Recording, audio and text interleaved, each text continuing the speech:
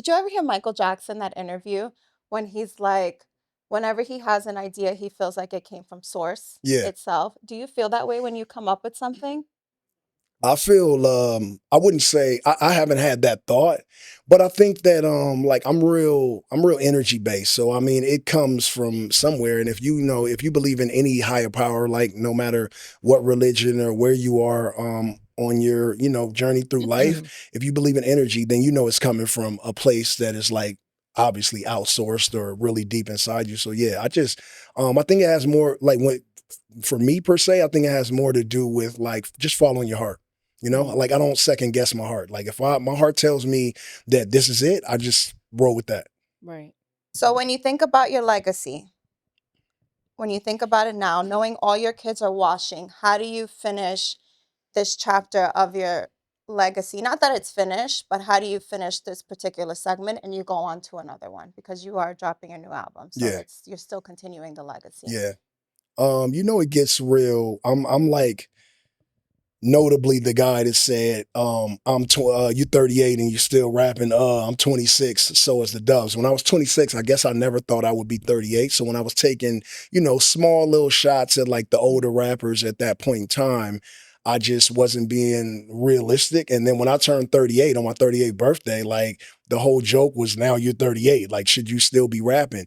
But then after seeing like, the Clips drop an album, they're both older than me and they're both Mm. very skilled rappers. They Grammy nominated right now for probably album of the year. And Malice is like 51 or I think or 52, Mm. and they both look like they're in their 30s, and they both rap at a high caliber. So seeing guys like that, like I think Rick Ross is older than me. 2 Chainz is older than me. Obviously, Nas just put out an album with DJ Premier.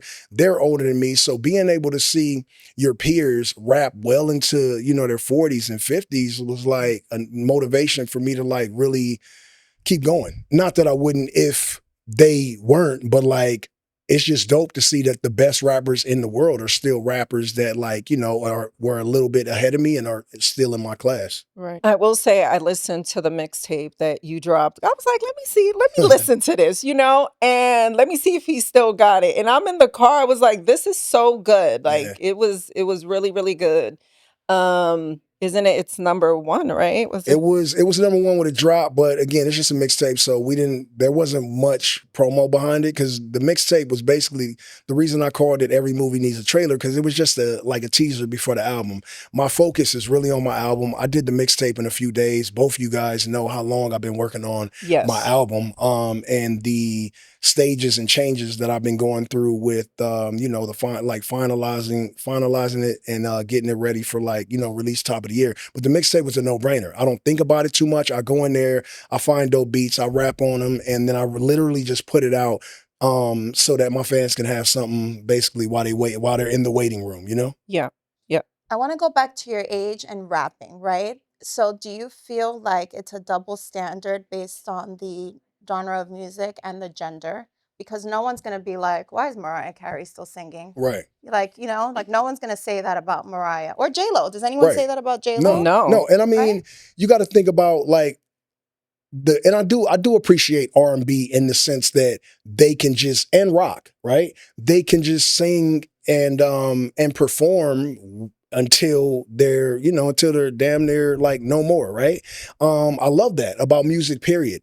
Rap, it gets a little tricky because the context. Like as you get older, what do you talk about? You know what I'm saying? You can't be talking about the same thing you were when you were younger unless you're still in it. Me, I've always been grassroots in the streets. So I can't say fuck the streets. I can't. Like that's just every day I'm in the streets. I live in one of the most dangerous cities in the world. You know what I'm saying? I live in a city that has claimed the lives of many rappers. So I can't say that. So for me, it's just like I don't run out of content because I'm living every day in real time. I'm balancing fatherhood, I'm balancing neighborhood. I get, phone calls from homies about hood shit. I get phone calls about regular stuff from my kids. Like I'm just I don't know. Like my life is in full motion in the 360. I get hit from all sides and I don't cut any corners with it. I just kind of like take it as it comes. Now, for somebody who's on the outside looking in, they'll probably be like, oh, he he too old to do this, or he shouldn't be doing that. But like, you don't live my life. And I think that I do well at balancing everything that I need to balance. I'm obviously sitting here, I'm in great health, and my mental state is up to par with, where I am in life. And I don't I don't cut no corners with my children. They know exactly who I am. They know who I want them to be, and they know who I am. And they know that there's no way in life, in any shape or form, that I'm going to allow them to walk in my footsteps.